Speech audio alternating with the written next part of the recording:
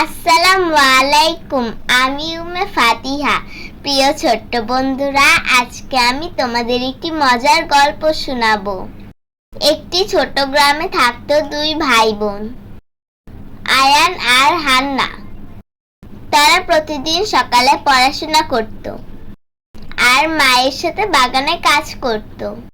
একদিন মা বললেন, আজ আমরা নতুন কিছু শিখবো। বলো তো, সরেয়া দিয়ে কি হয়? আয়ান হাসি দিয়ে বলল, সরেয়া দিয়ে আম। হান্না বলল, সরেয়া দিয়ে আকাশ।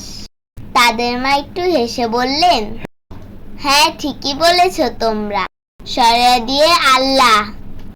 আল্লাহ আমাদের জীবন দিয়েছেন, খাবার দিয়েছেন, আলো বাতাস দিয়েছেন, আমাদের পরিবার, পাখি, ফুল সবকিছুই আল্লাহর নেয়ামত। আয়ান কিছুটা ভেবে জিজ্ঞেস করলো, মা, আমরা কি প্রতিদিন আল্লাহকে ধন্যবাদ দেই? মা তখন বললেন, যখন আমরা খাওয়ার আগে বিসমিল্লাহ বলি আর খাওয়ার পরে আলহামদুলিল্লাহ বলি, তখন আমরা আল্লাহকে ধন্যবাদ দেই।